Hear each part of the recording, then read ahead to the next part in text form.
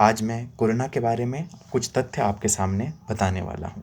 लेकिन उससे पहले मैं एक सूक्ति बोलना चाहूँगा, जो कि है उद्यमेन सिद्ध्यन्ति कार्याणि न मनोरथे नहीं सुप्तस्य सिंहस्य प्रविशन्ति मुखि मृगा। अर्थात कर्म करने पर ही हमें फल की प्राप्ति होगी। जिस प्रकार सोए हुए शेर के सामने कोई भी हिरन आके नहीं लेटता। कोरोना एक बीमारी नहीं, महामारी है और उसमें हमें मिल के लड़ना होगा। यह एक कठिन युद्ध तो है, परंतु यह एक ऐसा युद्ध नहीं जिससे हम लड़ नहीं सकते। हमने इसको पहले हराया है, हम इसे अभी भी हराएंगे। हमने पहली पीक कम की है, हम दूसरी पीक भी कम करेंगे। उसी संदर्भ में आज मैं आपको कुछ चीज़ें बताने वाला हूँ। मेडिकल भाषा में जब हम किसी चीज़ का इलाज कहते हैं तो उसका इलाज सिर्फ दवाइयों से नहीं बल्कि बचाव से भी किया जाता है। 2 गज दूरी, मास्क है ज़रूरी, इसके बारे में तो आपने सुना ही है।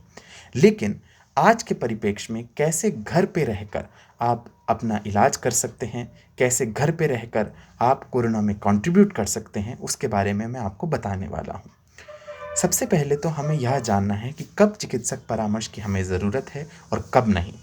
अगर आपको सिम्टम्स आ रहे हैं, अगर आपकी तबीयत ख़राब हो रही है, तो सबसे पहले तो अपने आप को आइसोलेट कीजिए। अपने आप को एक अलग कमरे में रखिए। वह कमरा हवादार हो, उस कमरे में खूब हवा आती हो, उस कमरे में लोगों की आवाजाही ना हो। अपने खान-पान का ध्यान रखिए और अपने सिम्टम्स को लगातार मॉनिटर करते रहिए। मॉनिटर क्या करना है? क्या आपका बुखार तेज हो रहा है? क्या आपको सांस लेने में तकलीफ़ हो रही है? क्या आपका वज़न घट रहा है? क्या पसीना आ रहा है? क्या आपको डायरिया जैसे सिम्टम्स तो नहीं आ रहे हैं?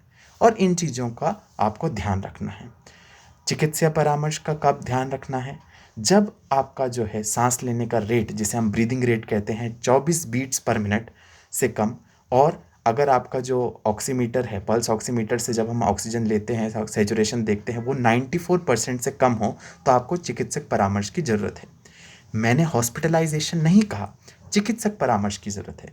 उसके बाद आपके मेडिकल इवैल्यूएशन के बाद ही पता लग पाएगा कि आपको हॉस्पिटलाइजेशन की ज़रूरत है कि नहीं। आज भी नियमित पेशेंट्स में से सिर्फ 80 से 90% लोग घर पे रहकर ठीक हो सकते हैं। वे घर पे रहकर अपना काम चला सकते हैं। घर पे रहने से मेरा क्या तात्पर्य है? सबसे पहले आज की इस छोटी सी क्लिप में मैं आपको बताने वाला हूँ कि किस प्रकार आप अपना oxygen level, without oxygenation support, आप अपना ऑक्सीजन लेवल बढ़ा सकते हैं। इसके लिए 4 मेन एक्सरसाइजेस आज मैं आपको समझाने वाला हूँ। पहली एक्सरसाइज है walk in the room. Walk in the room मतलब आप जिस भी कमरे में आइसोलेटेड हैं, जिस भी जगह में आप आइसोलेटेड हैं, 10 से 15 मिनट तक आप उस कमरे में टहल सकते हैं, आ जा सकते हैं, लंबी लंबी सांसें ले सकते हैं। यह बहुत ही आसान एक्सरसाइज है, परंतु ध्यान रखिए, इन चारों एक्सरसाइजेस को करते हुए कभी भी अपने आप को थकावट ना दें, कभी भी अपने आप को स्ट्रेस ना दें। एक्सरसाइज उतनी ही कीजिए जितनी आपको लगे कि यह सही हो। दूसरी एक्सरसाइज जिसे हम कहते हैं बर्ड स्लीप ब्रीदिंग एक्सरसाइज।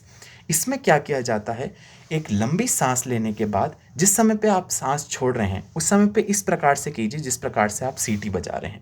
इससे जो हवा है वो ज़्यादा टाइम तक हमारे सिस्टम के अंदर रहती है। किस प्रकार से इसे किया जाता है,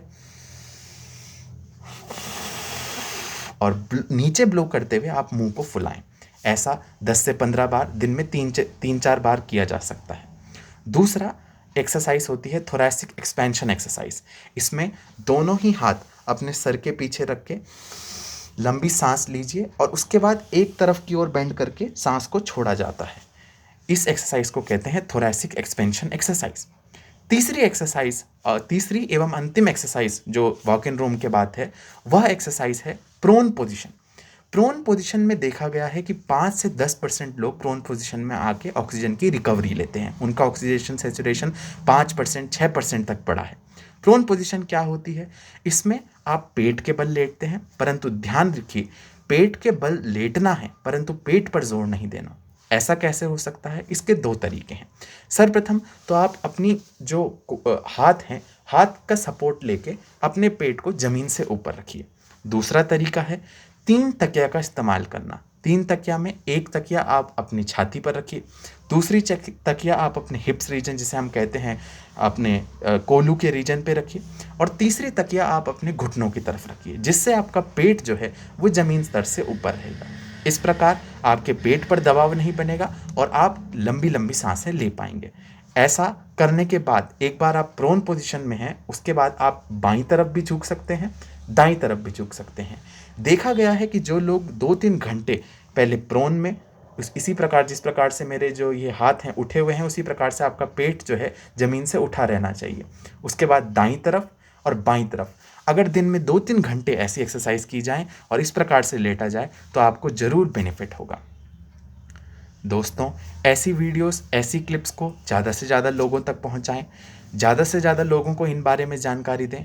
और हाँ, एक बात याद रखिए, आप इसमें अकेले नहीं हैं, हम आपके साथ हैं, हम सब साथ हैं और हम सब इस कोरोना को ज़रूर हराएंगे।